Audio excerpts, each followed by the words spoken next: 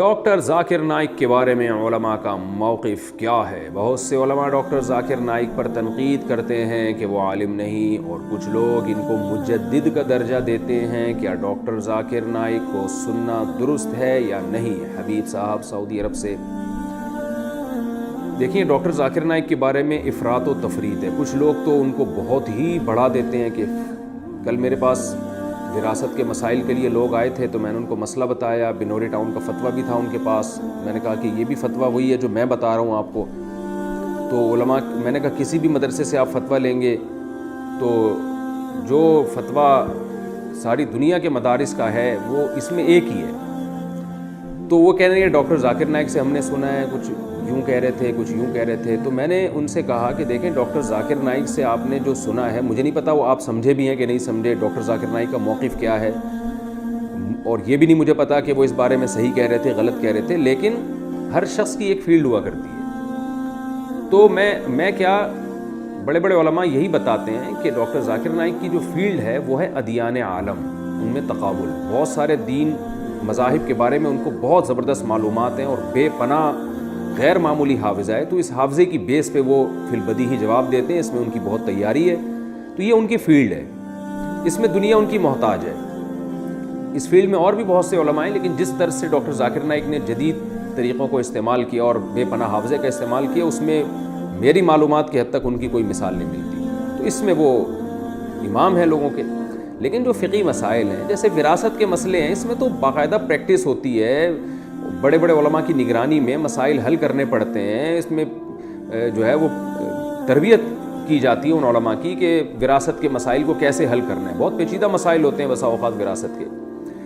تو یہ وہ طبقہ ہے جو جنہوں نے جناب محترم ڈاکٹر ذاکر نائک کو اتنا بڑھا دیا کہ وہ مسائل بھی اب انہی سے پوچھنا شروع کر دیے۔ اور ایک طبقہ وہ ہے جو ان پہ بلا وجہ تنقیدیں کرتا رہتا ہے، وہ اور تنقیدیں ایسی کہ الامان والحفیظ۔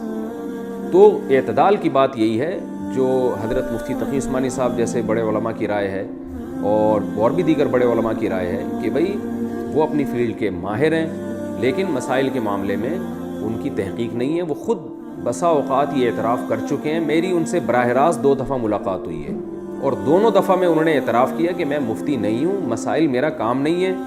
تو ہم نے ان سے پوچھا کہ آپ پھر بتاتے کہ انہوں نے کہا لوگ اصرار کرتے ہیں بہت زیادہ، اور خاص طور پہ غیر مسلم پوچھتے ہیں، تو مجھے جو کچھ معلومات ہوتی ہیں میں بتا دیتا ہوں۔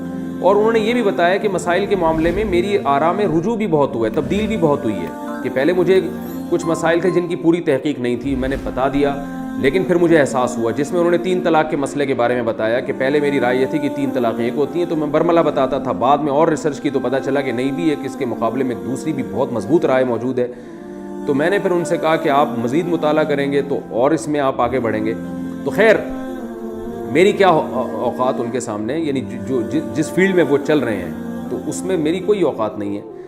لیکن یہ کہ مسائل کے معاملے میں مفتیان کرام، اور میں کہتا ہوں ہر وہ شخص نہیں جس کے نام کے ساتھ مفتی لگا ہوا ہے، بلکہ کسی ریلائبل ادارہ اس کی کوئی ریلائبل ادارہ اس کی ذمہ داری لیتا ہو، باقاعدہ وہ کسی مضبوط ادارے میں دارالفتہ میں بیٹھتے ہیں، علماء کی نگرانی میں یہ کام سیکھا ہو، ورنہ آج پتھر اٹھاؤ مفتی نکل رہا ہے نیچے سے۔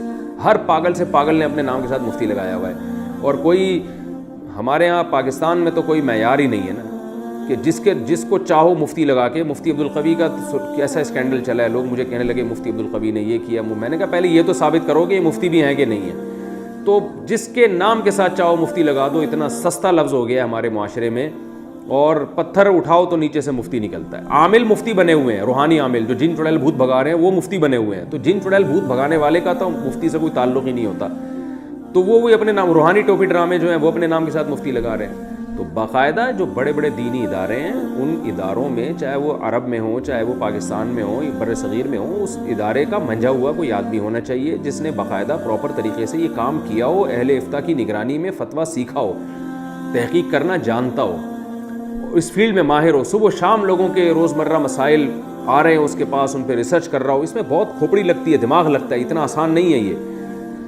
تو میں نے جب زندگی میں پہلا فتویٰ لکھا تھا نا، تو مجھے اندازہ ہو گیا تھا یہ کتنا مشکل کام ہے، فتویٰ لکھنا کتنا مشکل کام ہے۔ تو اور علماء کی نگرانی میں بیٹھ کے لکھنا، عوام کو تو بیوقوف بنانا بہت آسان ہوتا ہے، کوئی بھی حدیث کا ریفرنس رٹا لگا کے آپ پبلک کے سامنے رکھ دیں تو لوگ بیوقوف بن جاتے ہیں۔ تبھی آپ دیکھ لیں مارکیٹ میں نئے نئے لوگ آئے ہوئے ہیں جو پراپر عالم نہیں ہے لیکن مفتی بنے ہوئے ہیں، حالانکہ مفتی تو عالم کے بعد بنتا ہے. تو ایسے لوگ آئے ہوئے ہیں جو عالم ہی نہیں ہے لیکن ڈائریکٹ، یعنی ایک ایسا شخص ہے جس نے MBBS تو کیا نہیں ہے لیکن وہ گردوں کا اسپیشلسٹ بن گیا. تو گردوں کا اسپیشلسٹ، کڈنی اسپیشلسٹ تو بہت بعد میں جا کے بنے گا، پہلے تو سادہ ڈاکٹر تو بنے گا نا وہ. تو اب ایسے مفتی مارکیٹ میں آ رہے ہیں، محقق آ رہے ہیں مارکیٹ میں کہ وہ پراپر عالم ہی نہیں بنے، عربی گرامر تک نہیں آتی ان کو، عربی عبارات تک نہیں پڑھ سکتے، اور وہ جناب مفتی بنے ہوئے ہیں. تو یہ قیامت کی علامات ہیں. نبی صلی اللہ علیہ وسلم نے فرمایا قرب قیامت میں علماء اٹھا لیے جائیں گے اور لوگ جاہلوں کو اپنا سردار بنا لیں گے. تو اس لیے مسائل کا جو علم ہے نا، یہ بہت نازک پیچیدہ علم ہے. اس میں باقاعدہ پراپر مفتیان کرام سے رجوع کیا جائے گا، ان سے رابطہ کیا جائے گا. تو ڈاکٹر ذاکر نائک جو ہے اہل حق علماء میں سے ہیں، اہل سنت والجماعت میں سے ہیں. ہم ان سے ملے ہیں، میں کیا بڑے بڑے علماء ان سے ملے ہیں. جو ان سے ملتا ہے ان کی تعریفیں کرتا ہے کہ اللہ نے ان کو بہت تواضع دی ہے.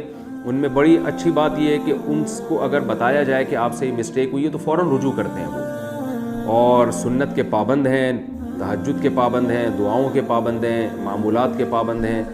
تو اللہ تعالیٰ نے ان کو ان صفات سے نوازا ہے. اللہ تعالیٰ ان کی عمر میں خوب خوب برکت عطا فرمائے، اور جو پابندیاں دنیا میں ان پہ لگی ہوئی ہیں اللہ تعالیٰ وہ پابندیاں ان سے دور فرمائے. اور یہی ہماری رائے ہے. ان کے عقائد میں اور اہل سنت والجماعت کے عقائد میں کوئی فرق نہیں ہے. جو عقیدہ طحاویہ میں عقائد لکھے ہوئے ہیں اسی عقائد کے حامل ہیں. یہ بات بہت سے علماء ان سے براہ راست پوچھ چکے ہیں، میں بھی پوچھ چکا ہوں. تو وہ یہی بتاتے ہیں کہ کوئی ان کے وہ حنفیہ، شافعیہ، مالکیہ، حنبلیہ، ان چاروں مکاتب فکر کو اہل سنت والجماعت میں داخل سمجھتے ہیں. اور کوئی اگر فقہ حنفی کو فالو کرتا ہے یا فقہ شافعی کو فالو کرتا ہے اس کو برا نہیں سمجھتے. بلکہ جب میری ان سے براہ راست بات ہوئی تھی تو انہوں نے خود بتایا تھا کہ پوری دنیا میں ان کی ریسرچ کے مطابق سب سے زیادہ فقہ حنفی کو فالو کیا جاتا ہے. 50% لوگ ہیں جو فقہ حنفی کو فالو کر رہے ہیں اسلام میں، مسلمانوں میں. اور انہوں نے بتایا کہ 30% لوگ فقہ شافعی کو فالو کرتے ہیں، 17% فقہ مالکی کو، 2% لوگ فقہ حنبلی کو، اور 1% لوگ ایسے ہیں جو ان چاروں میں سے کسی فقہ کو فالو نہیں کرتے. تو ان کا موقف اہل سنت والجماعت کے بارے میں بہت اچھا ہے. جس طرح ان کے بارے میں یہ الزامات لگتے ہیں کہ وہ بالکل ہی چاروں مکاتب فکر کو غلط سمجھتے ہیں، ایسا کچھ بھی نہیں ہے. وہ بہت معتدل قسم کے ایک عالم ہیں. عقائد میں وہی عقائد ہیں ان کے جو اہل سنت والجماعت کے عقائد ہیں. باقی غلطی انسان سے ہوتی ہے، ہم سے بھی ہو سکتی ہے، مسائل بتانے میں ان سے بھی ہو سکتی ہے. تو ان غلطیوں کی بیس پر کسی کو گمراہی کا فتویٰ نہیں لگایا جا سکتا، بلکہ یہ کہا جائے گا کہ بھئی یہ اس معاملے میں ان سے یہ خطا ہوئی ہے اور اس کی دلیل یہ ہے، جیسے کہ علماء کا ایک بات کرنے کا طریقہ ہوتا ہے. اللہ اللہ اللہ اللہ